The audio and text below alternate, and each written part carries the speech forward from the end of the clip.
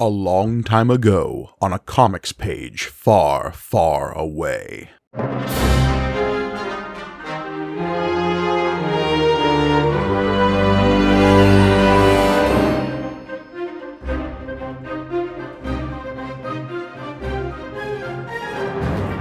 Greetings and welcome to May the Panel Be With You, the Star Wars comic book show brought to you by the Punch Up Entertainment Network. I am your humble host, Mike Gargoni, and joining me as always, the Dariel Anglethorne to my Gideon Longspar, it's John Campbell. Hello, everybody. Oh, we're back in the weirdness. Yeah, look, I just said two names that sound like characters I would put in a D&D campaign, and that's what this issue feels like. It kind of feels like a D&D campaign, actually. Yeah, we get introduced to a lot of just straight up fantasy nonsense in this, and it's not quite as bad as like Luke Skywalker has to joust, but it gets there. It comes close because it does feel similar to the Luke Skywalker. It does feel like this, and they're just like tossing stuff in, you know?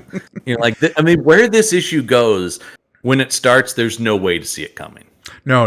Of course, we are talking about issue number 66 of the Star Wars comic, originally begun in 1977 by Marvel Comics Group. This issue came out in December of 1982. We are still a little ways off from Return of the Jedi, and as such, we need to make up some bullshit to get us there. We've got a creative team that looks very similar to what we've seen before. We've got David Michelini on writing. We've got Walter Simonson on breakdowns, which I know it's a very like inside baseball comic book credit. Yeah. Does it seem like he's doing less and less all the time on this book? Yes, 100%. From the art side, at least. It seems like he's doing more and more on the creative, like writing side, and less on the art side. How would you describe breakdowns from like a writing perspective? Because to me, it's always been like, it's not quite you're writing the script, but you've gotten the plot from someone and you're breaking it up into like individual pages and scenes. Yeah, that's what I would say. Is it's the step beyond the script into actually how the story is being told visually without drawing it. Right, yeah. Which, Walter Simonson, pretty good pick to do something like that. The guy, he is in that camp of people who is an excellent writer and artist.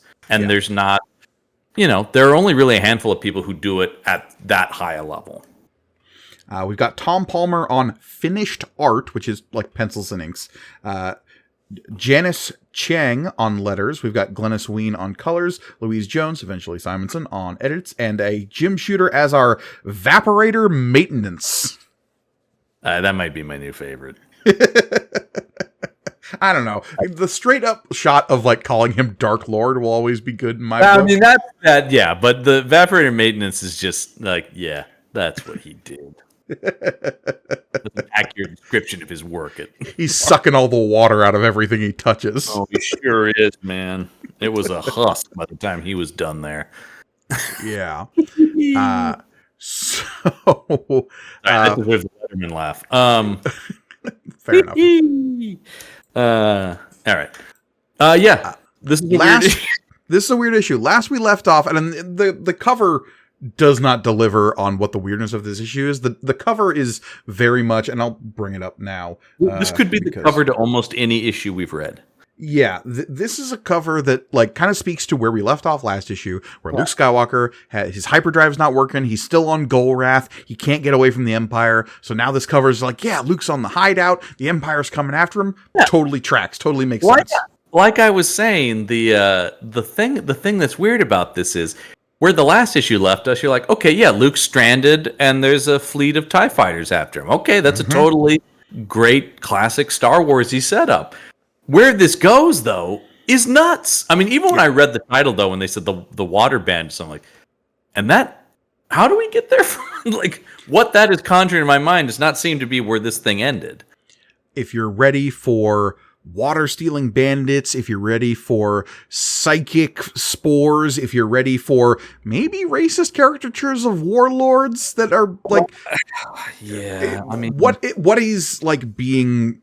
drawn like, I don't know, we'll get there when we get there. Are you ready for Luke inevitably falling for a redhead of some kind? Look, I know we're still a ways away from Mara Jade, but this has tones of Mara Jade in it.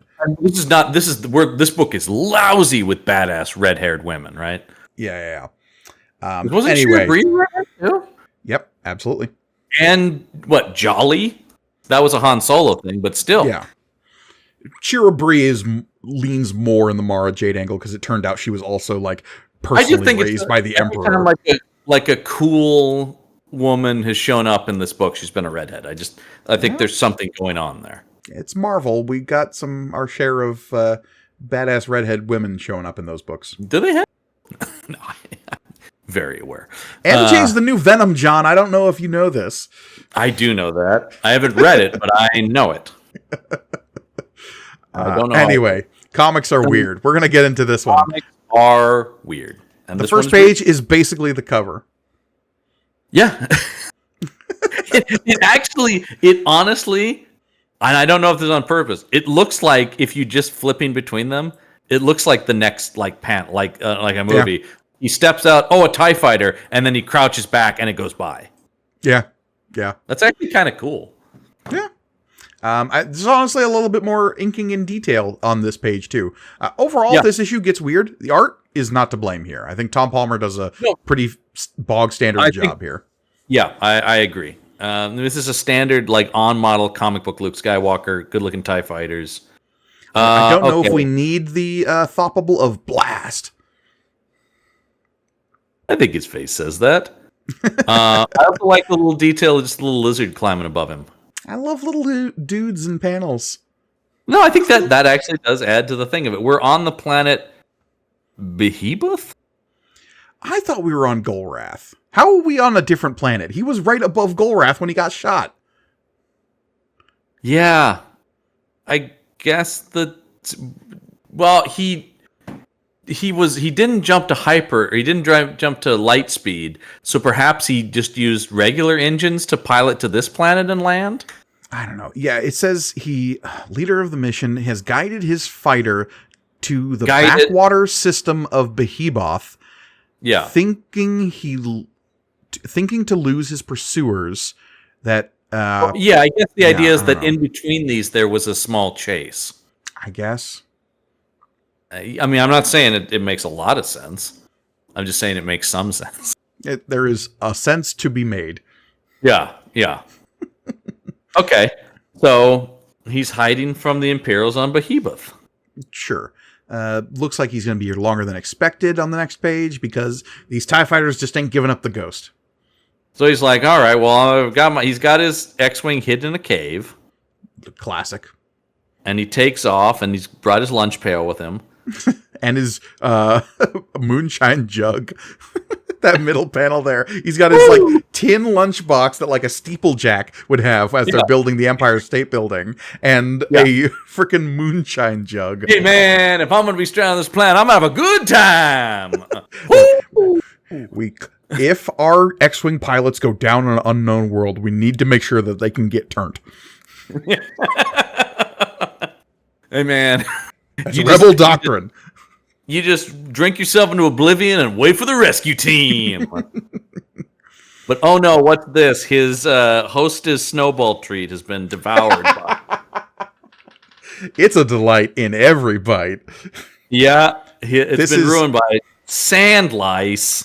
This is absolutely the era of Marvel books that would have a Hostess fruitcakes ad in every issue. No question. Only you can defeat the Empire with the power of Hostess, you know. Hulk mad unless he having Hostess fruit pie.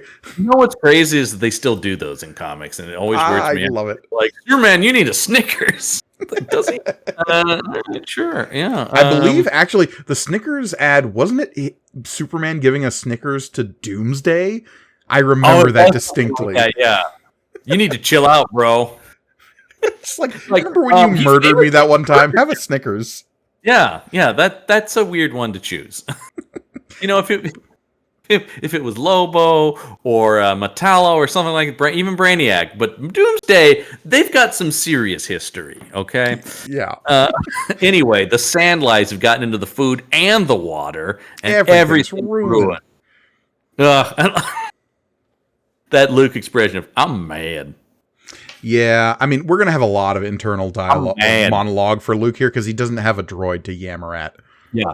Even there's even when we turn the page, there's a thing that's bemoaning the lack of R2D2. Regretting the absence of his frequent droid companion, R2D2. Where is R2D2? Wouldn't he be on Luke's X-Wing? Unexplained. He doesn't have R2D2, and I guess didn't have any astromech, because it's not like there's another. I mean, he wouldn't have another one, but there's no one. He just leaves the X-Wing. Hey, man, he's also going to bust out a lightsaber. This book don't give a damn. Yeah.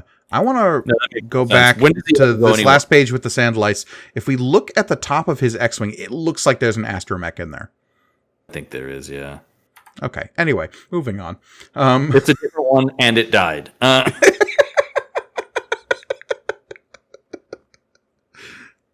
No, R3. Why? Yeah. R2 needed maintenance. He took a different one. That one got killed instantly. Moving on. He makes his way to the...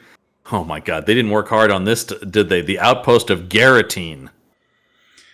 Look, it's the planet Behemoth, and here's Garratine. Yeah. Which, I like the idea of, like, make it Mos Eisley, but more Old Westy. Look, you'll never find a more scummy hive of wretchedness and bad guys. And rootin' tootin', because I love the swinging wooden doors on the bars here that are, right out of a John Wayne movie. Yeah, Luke rolls into town. A stranger rolls into town at high noon. Yeah. Hey, you ain't from round here. I mean, he really will get a group of ruffians going, you ain't from round here. Yeah, because he walks into the local watering hole and asks if they accept universal credits. I mean... He's like, we do, but all we've got is food. We got none of that there water. The look of this guy's face with the creases and stuff is right out of a Sergio Leone movie. Oh, 100%. This is an Italian peasant that they rounded up to play an extra. Because the faces in those movies are amazing. It is just like, we don't take kindly to strangers around here. Because Luke immediately comes back and is like, you have to have water. That's basic galactic law. Basic galactic law? The fuck are you talking about, man? Also, we're on a backwater planet. You expect them to follow basic galactic law? And then he although I think, they're pretty stupid, but I guess they are, because earlier he said, yeah, I'm from up north. Then he goes, I'm from Tatooine, or he just says back where I'm from, a desert planet. And they're like, wait a minute, he said he was from the north, now he's saying he's from a desert planet? That don't make no sense. Except he must be one of those brigands. Isn't it possible he lived on a desert planet, then moved here to the north? No, John, he's a brigand. Brigand! Arr! They use the word brigand a lot in this issue. They are really trying to make that happen. He's a brigand, as like three randos. Looks like we've got a guy with robot arms and an eye patch. We've got Sinestro, and we've got the Mole Man. You got a Sinestro turned into a Frankenstein monster, but yeah. I'd read that book. I would too. We'll stuff your gut full of sand and see how you like dying dry. What? And Luke being like, look, there's been a mistake. And these guys are just like, the mistake is us pulling knives. Yeah. And then he the kick, it's such an old comic book kick of like how far he's extended. Oh, also, yeah. Balancing on one leg, bent knee. That's incredible. He's got some like big Captain America agility vibes here. Big time. That does look like a Captain America kick. This is some Steranko posing right now. And then he's like, all right, fine. You dummies brought a knife to a lightsaber fight. I do like meanwhile, it. They're like, a lightsaber. They recognize it. Yeah, everybody knows a lightsaber. Which, of course, if they know what a lightsaber is, yeah, they would assume... Weapon of a Jedi Knight. Weapon of a Jedi Knight. No, it says, that proves he's a brigand. That's our word for Jedi. No. Yeah, I don't know what a brigand is. Well, we're about to find out, because it says, that proves nothing, as there's a sriracha as somebody fires a laser bolt in between the incoming melee. Mm-hmm. And here we get a cool red-haired lady. Hell yeah, with a neckerchief and everything. It's Darial. Darial Anglethorn. That's a Dungeons and Dragons name. It is such a Dungeons and Dragons name. It's not even funny, and not a good one at that. She is a 12th level ranger, but she has multi-classed into artificer. I'll have you know, and I think the build is pretty spicy. God, if I do say so myself. Oh no, I've fallen in love with my own creation. Tales old as time. Yeah, it's not again. Anyway, but she uses logic and sense to diffuse the situation. Yeah, she basically is like, "Have you thought about this for a single second?" And they're like, "No." I don't think so.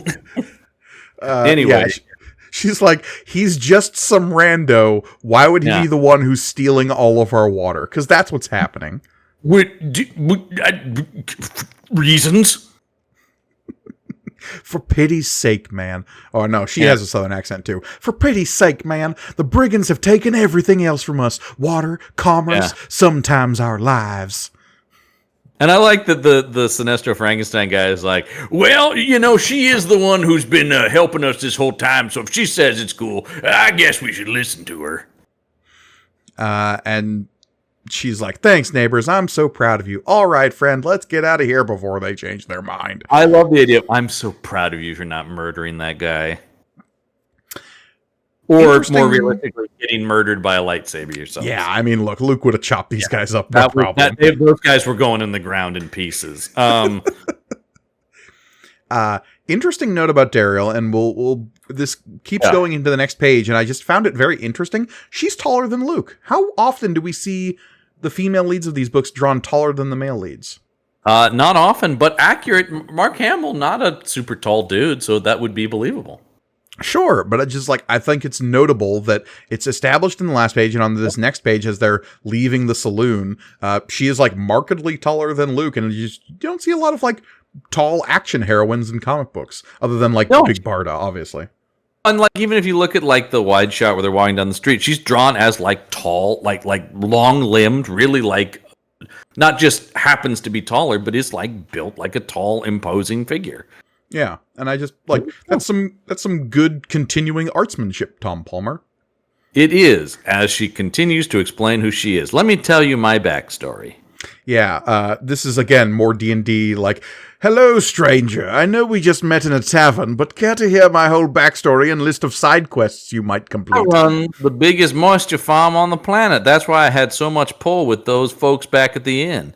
They're mostly farmers too, or at least they were before the brigands arrived. Brigands. Just who are these brigands anyway? Well, I'm glad you asked. No. Oh, you chose the dialogue option in this text tree that will let me explain what the brigands are. Bandits. Why don't you just call them that? Never mind. They're brigands. Yeah, they raid at night in some way. We haven't figured out. They don't know how they're raiding at night, but they're stealing all the water from the moisture farmers. Is what's happening. But Dariel's been lucky so far. Her moisture farm hasn't been hit. Yes, very good. Good for her. And she's like, look, you seem good in a fight. What if I paid you to come guard my moisture farm? And Luke's like, I don't know. And then he turns around and there's some stormtroopers and goes, sounds good. Yeah. Anything's better than having to die here. Have you seen this kid? They're checking people's papers. Yeah. Let me see your papers. Is this an Empire-controlled world? I mean, Enwy wears an Empire-controlled world at the end of a blaster. I guess that's true. Like, Tatooine isn't technically, is it? But Tatooine's in hut space, but the Empire kind of has a free hand there because Jabba's like, come on in, the water's fine. I mean, like in New Hope, they're just poking around without anybody bothering them. Right, yeah. But technically, Tatooine's under the control of the Hutt cartels. Right, exactly. If we want to get technical about it. But also kind of, I mean, obviously, if they were to suddenly want that, they could take that. Hutt's not really going to put up too much resistance against the Empire, so they kind of let the crime happen, don't they? It's kind of like a big deal in actually more recent comics. Like there's this whole thing where what's her name? She-Ra kind of like tricks the Hutt. Kira, it tricks the Hutt Yeah. cartels into like trying to kind of declare war on the Empire. It doesn't end well for the Hutt cartels, but No, because I mean, but that's a fascinating idea. See, that's a Yeah. good story, folks. Now I know they didn't have the knowledge and depth of stuff, but that's interesting. what's less interesting is Luke playing bodyguard and mysterious hero character. Luke doesn't play well as the stranger with no name. No, they had Han do the Magnificent Seven thing. This is more of a Han Solo story, or Orlando even, or even if Chewbacca on his own. I don't know. Like it is. Yeah, Luke is not really. Absolutely, Luke is not a westerny character like this. I mean, he is, but he's the kid in over his head. Yeah, he's the farm boy. He's not Shane. He's the kid that follows Shane. Right, but eventually he like evolves out of the Western archetypes and into the samurai archetypes. Right. That's sort of this era of Luke, which is kind of the problem with this story. But he's still written. Once again, they're always still writing it. They're never. That's my biggest frustration with this comics. They never are pushing him towards who he becomes in Return of the Jedi. Now I know they don't necessarily. Although at this point they probably have some idea of where that story's going. Maybe, but even still, there's no. It just feels like he is frozen at New Hope Luke. Yeah. Maybe and even like we have Empire Luke, and the whole transformation of Luke over the course of Empire is we go from hotshot pilot on Hoth to like still kind of a hothead, but definitely like along this path of enlightenment that Yoda has introduced him to.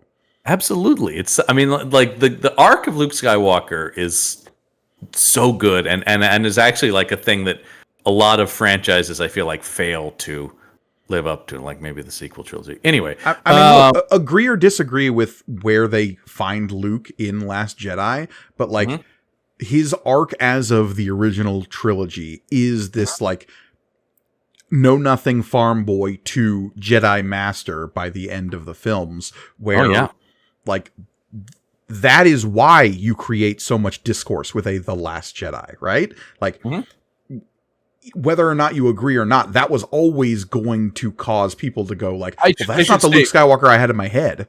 I should state my issue there being the lack of arc for the main character of that trilogy, not for Luke. I think what they did with Luke was actually really good. My point is just that like Luke's transformation over the original trilogy is so impactful on people. That's why it causes such a vitriolic reaction in The Last Jedi for some folks. Yeah, even though they don't realize that they're asking for that character to stay stagnant, actually. Well, anyway, speaking of stagnation, welcome to a moisture farm. Oh, yeah. We get some explanation of how the moisture farm works. Which Luke is going like, well, I already know that because I grew up on a moisture farm, but I'm not telling anyone that. Never mind. But this place looks like a fortress. Yeah, she's like, well, wait a minute, this is a farm. Why are there these? And this is like the aforementioned bandits. Yeah, why are there giant fortifications and pillboxes like Normandy? It's kind of a stupid question from him, right? Yeah, a little bit. And then once he gets past the field of barbed wire, this place looks like a military encampment. Well, those landmines we buried. I kept expecting the twist in this to be like, oh yeah, Dariel Anglethorne is kind of the bad guy. That actually would have been a lot cooler. But no, it turns out she's just very, very protective of her moisture farm. Yes, I mean, and rightfully so, because it's about to get hit. Yeah, spoiler alert for a few pages from now. But Luke, the insane Luke thing that he's about to think. Yeah. So I don't like this. Don't invoke that like this for something so trivial. He's going to get shown around a little bit. We get shown some evaporators, and then Luke thinking to himself, that's the same kind of operation my Uncle Owen and Aunt Beru used to run before the Empire murdered them. And then, I couldn't save Owen and Beru back on Tatooine, but maybe I can make up for it here. Not even close. That would be so much more personal. I don't know. I see what they're trying to do here, right? Well, I know what they're trying to do, but it's a thing where it's like, that is huge. I don't know. Is this the right place or way to do it? I don't know. It's tough because, like, if this is Luke rolls into town as mysterious stranger and saves the town from bandits. Like, that's the story I can see told if this is like mysterious wandering knight errant Luke Skywalker as Jedi, right? Yeah. This is, again, this book like stagnates Luke as farm boy. Right. But the invocation of Owen Beru as someone Luke couldn't save, I think there's power in that. Whether or not this is the story to use it, I don't know. It's brought up so lightly, and it ends up not really mattering. Right, because the bonkers turn this story takes really doesn't play on those stakes at all. I think that's more my issue is like, if you're going to set that up, that should really be like the centerpiece of it, but they just kind of toss it in haphazardly. And I feel like, man, that's a big thing to invoke real casually. Yeah. But anyway, Daryl is like talking to her. She's talking about equipment and how like she's sunk everything into making this place work right. And Luke is asking, but why do you want me to protect it? You've already got more armed guards than bankers at a convention on Argao. Hey, it's Argao. We know where that is. Yeah, that place where Darth Vader knows all the rules. I read the whole rule book. Suck it, Leia. But Daryl giving Luke some eyes, saying, maybe, but I sense something special about you, Luke. Will you help? Yeah. And he's like, gaga goo, sure. Because, then we get kind of a Luke-Daryl romance scene. There's definitely some tension here. Well, can we talk about the goofy look on his face when she walks over with those, like, mugs? Yeah, because he's, this is Farm Boy Luke. Farm Boy Luke. He's sitting guard at night. He's just like, how did people break into all these moisture farms? Because we learned that everyone gets, like, knocked out before the farms get raided. Right. And they're like, yeah, it's a weird thing, right? No one knows how they're doing this. So Luke is asking some questions like, hey, look, I heard everyone getting knocked out. Are you sure it's not somebody from the inside betraying you? Another goofy progression of events, though, in one of these comics. Yeah. Because Daryl's...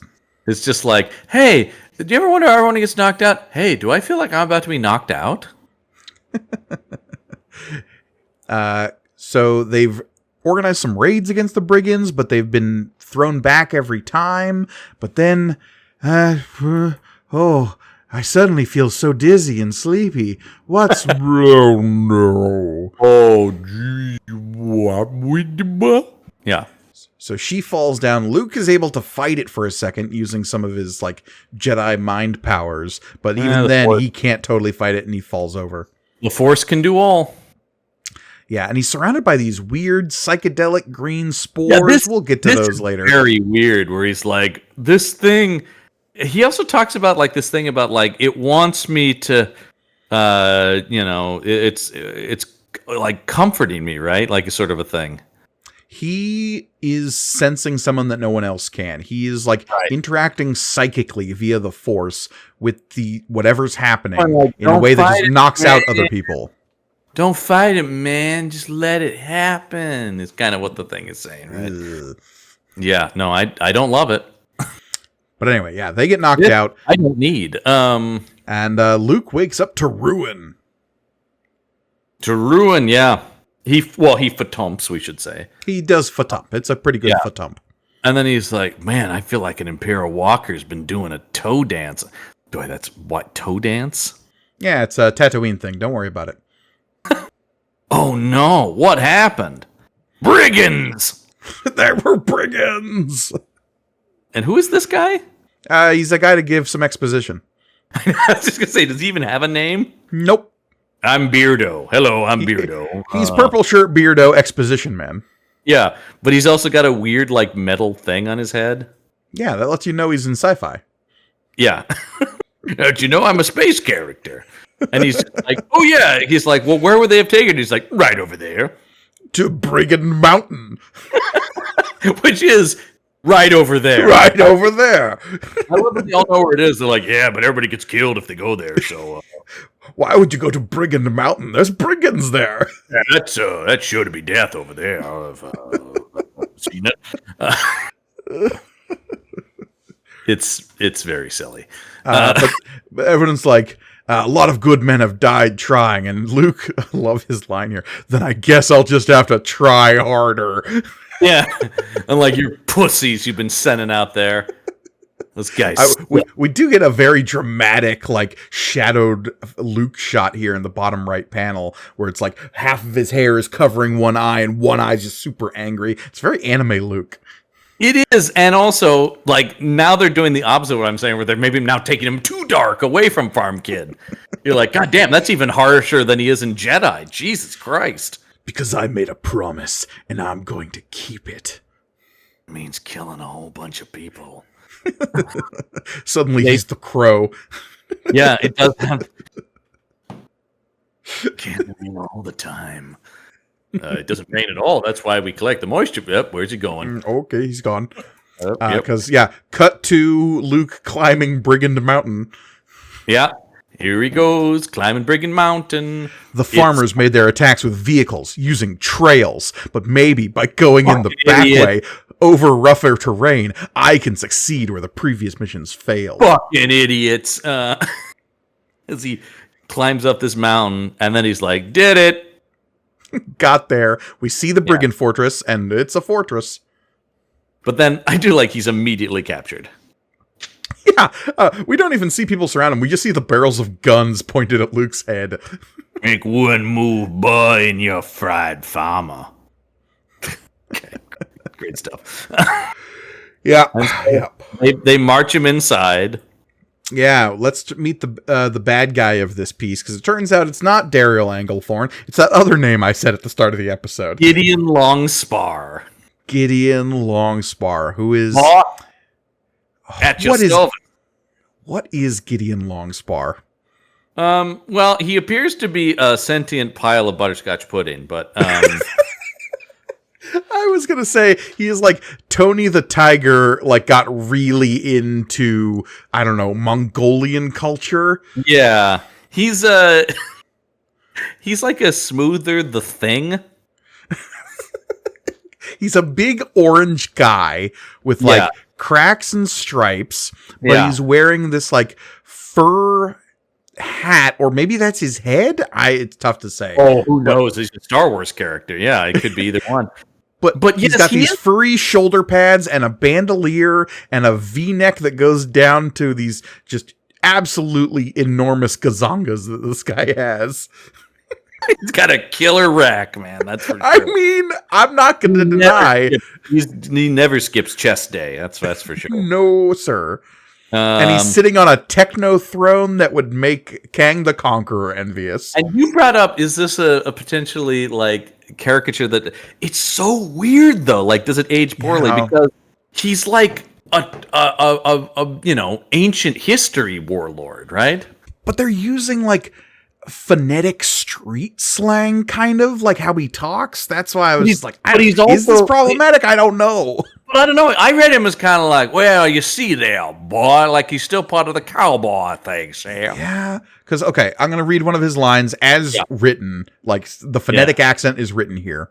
Yeah. Can't you see, sweetie? The kids come to rescue you. He's regular hero.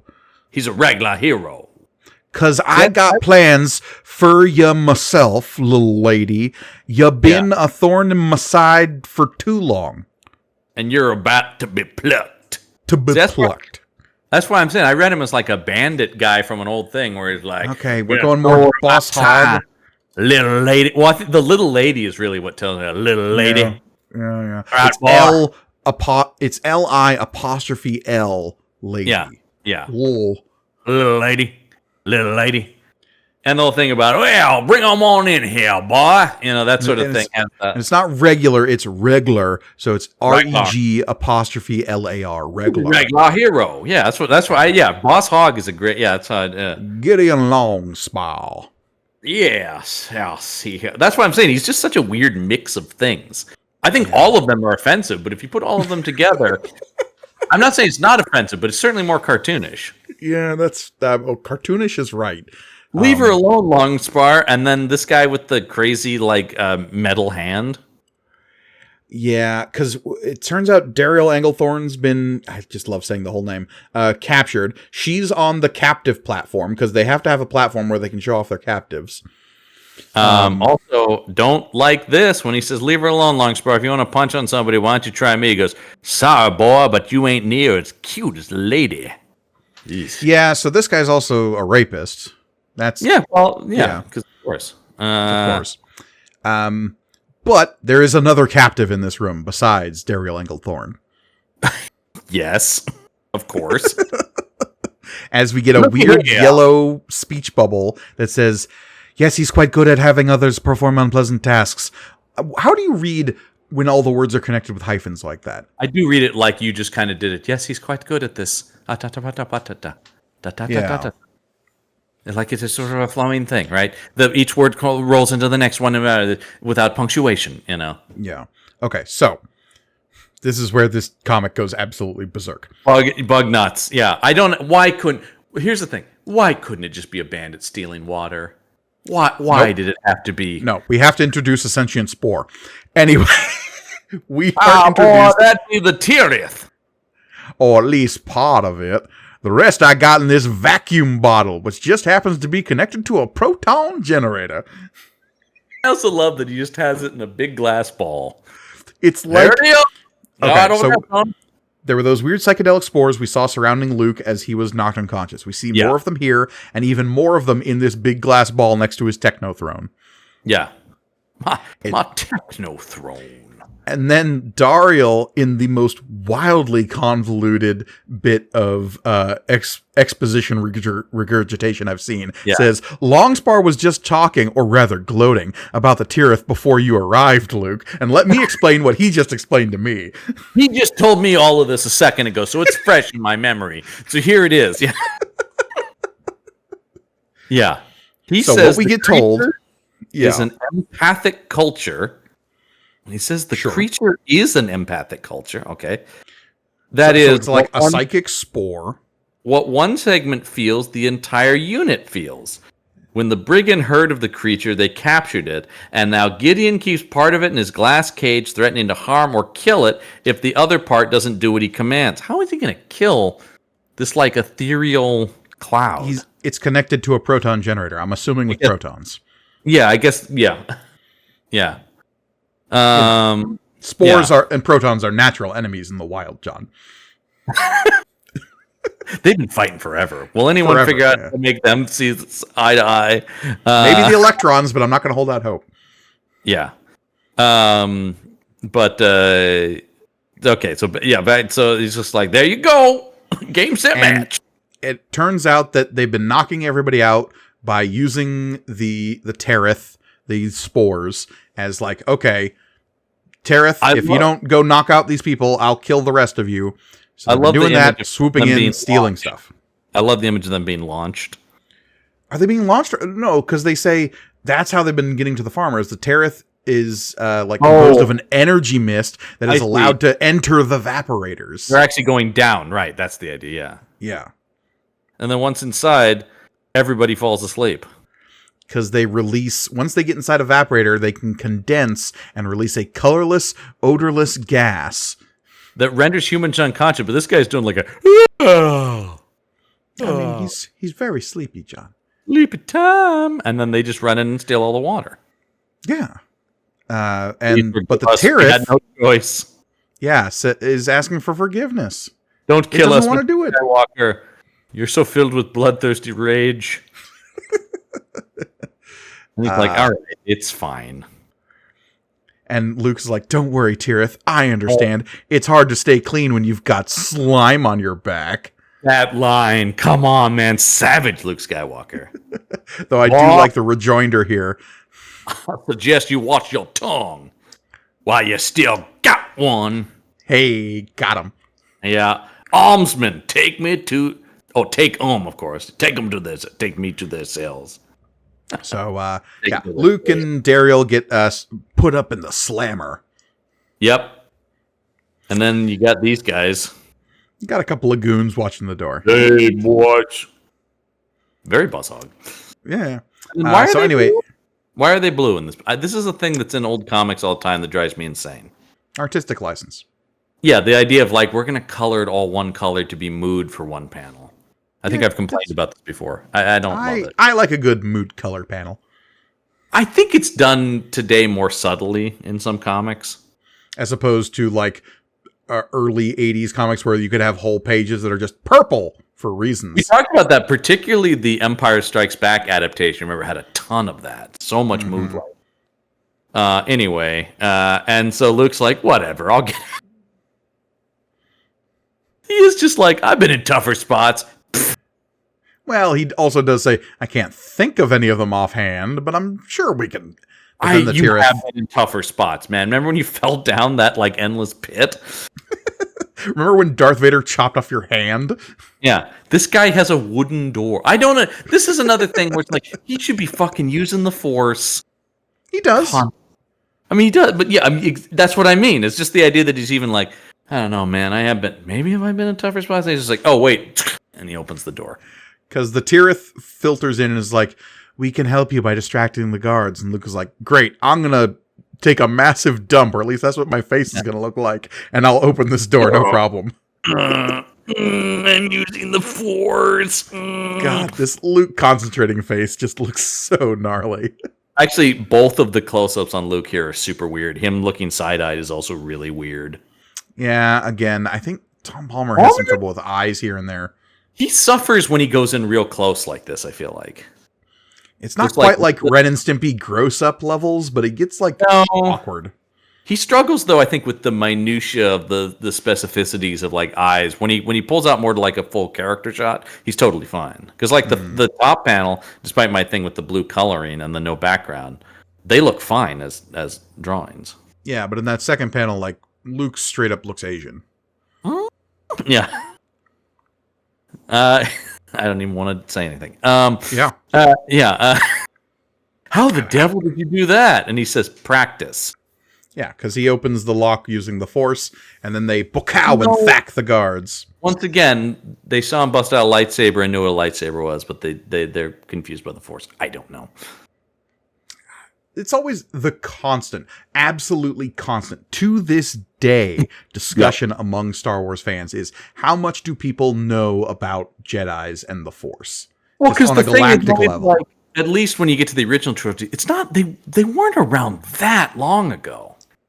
They weren't around that long ago, but you've got to figure in a galactic population of, like, let's pick a round number of 10 trillion, sure? Yeah, sure, There were, at most, like, 10,000, 20,000 Jedi that would, like, show up every once in a while. And, like, yeah, you'd see them on propaganda videos from the Republic being like, the great generals of the Clone Wars, doing things with laser swords. But, like, how much do people really know about, like, what they are? And then 20 years ago, according to propaganda, they betrayed everyone and tried to kill the Emperor. But they know what they are. I guess that's the thing that gets me. The way I always like to compare it is to, like, special forces guys, right? Like, you know vaguely what they do and what their job is, but, like, what the particulars of what they do, you have no idea. You've probably never met one. Yes, I think that's the case. But if somebody busted out a lightsaber, you would at least go, was this guy trying to be a Jedi? Yeah, sure. And, like, look, that's precisely what Jabba does in Return of the Jedi, right? Yeah, absolutely. He's just like, oh boy, thinks he's a Jedi. Yeah. Hey, a hot take. Jabba's kind of a jerk. Yeah, that famous gangster Jabba the Hutt, a little bit He's not a nice guy, man. Yeah. All right. Anyway, they're going through the chambers. They're walking and thacking all over the place. Yeah, but they've made it to the room where the Tareth main bubble thing is being held. Mm-hmm. And then what's this? Uh-oh, it's Gideon Longspar, and he's got Luke's lightsaber that he shouldn't have. That he shouldn't have. By that I mean Luke shouldn't have. Yeah, precisely. But of course, this fucking idiot doesn't know how to use this. And Luke Mario jumps right over him. Yeah, and then Luke basically guides him, forces him to follow him so that he breaks open the glass jar himself. Yeah, basically, Luke like dodges at the right moment, so the lightsaber just cleaves through the glass jar, releasing the Tereth. Well, bless my bloodied soul. We are united. We are one. We are free. Yeah. And then Luke just docks Gideon on the jaw. In any of the movies, do No. we see Luke punching anybody? Certainly not in like a big haymaker like this, but no, I don't think you ever see him punch anybody. I'm just struggling to remember. Like, there's a melee that breaks out at the beginning of Return of the Jedi. Does he just straight up cold cock anybody? I don't think so, because at that point... There's a lot of kicking. There's a lot of kicking. Luke will kick dudes for sure. Yeah. But I feel like it's more in that swashbuckling way. Like, he definitely kicks a guy when he grabs that rope to swing across in Return. But I feel like, no, I can't think of any time he, like, balled up and decked a dude. Just full-on Captain America v. Hitler punch, yeah. No. But he does it here. More of a Han Solo move, once again. Yeah. This book is missing a Han Solo, for sure. We said in the last issue, and I'm feeling it here, for sure.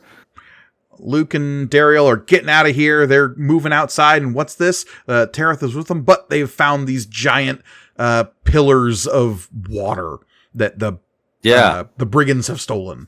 Yeah. And so they're like... But there's an army of brigands coming right at them.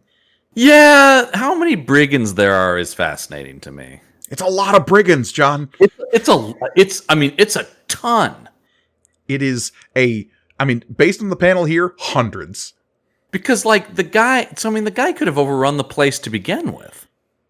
It's just he was able to do it sneakily with the help of the what are they? The Theron? The Tereth. The Tereth. That just allowed him to do it stealthily, but he always had the manpower to like overtake everybody from the look of it. Sure, but saved himself a lot of trouble if he has a psychic spore under his thumb. But it just seems like it's crazy to me that all of us, when they cut to this, I was like, good God, there's so many. And the only way they can stop them is by shooting the water canisters and flooding the whole base. But Dariel's like, but I can't. I'm a moisture farmer. I'd be shooting the very thing I love. I love water the most. Did you have to shoot all of them, by the way? Those are pretty big tanks. You tell me that one or two of those couldn't have taken out... Had to shoot them all. Yeah, I know. Had to shoot them all. It's the only way, John. What did I do? So the Tereth is telling her to shoot the water barrels, but she's like, but that's the water that everyone needs to live. Yeah. So we're going to die now or die later. But the Tereth is like, we are a creature of life. We will not let your fellows perish. Please trust us. We'll get you water. What? You will? I guess. But God help her, she trusts the weird psychic spores. How hard can it be? And she shakows and fires on the water tanks that explode outward with a crash and a cree and a shush and then a saloosh. So many sound effects. I like a great diluvian flood to wash away the evil brigands. I like the couple guys they show, and it's like, look out! Yeah. She killed hundreds of people. So many people just drowned. And Luke's like, good job. And meanwhile, she's like, what did I do? And Luke, who gets to peace out in a second, is just like, what you had to do. I don't have to deal with the consequences of this. Slowly, as if treading on a dream, the shaken woman turns and makes her way down the mountain, Brigand Mountain. Her thought on the future are as tenuous as the shimmering rivulets that trickle, tear-like, past her feet. Michelini throwing in a little bit of poetry here at the end. I get a little Claremont on us. Yeah. The prose is literally purple on this page. It really is. And then our epilogue, days later. Luke was here for a while. Yeah, sure. Why not? Time is so weird in this comic because they don't really know. In Star Wars in general, time is weird. Yeah. I mean, it is always the thing. It is always why we're like, how long between the movies? And we kind of know. How long in just Empire Strikes Back? Yeah, that's a big debate. And he's like, I got to leave. And she's like, no, but I need you, man.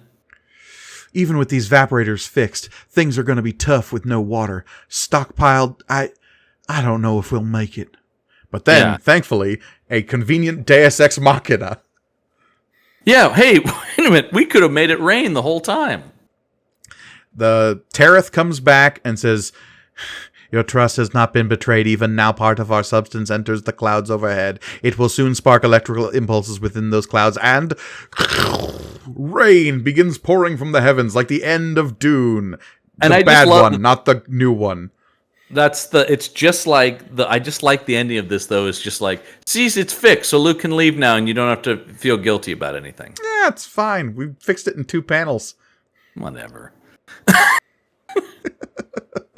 This one, we always talk about treading water. Jesus, is this one doing that? Literally. This one literally treads water, yeah. Yeah, because then Luke flies off. There he goes.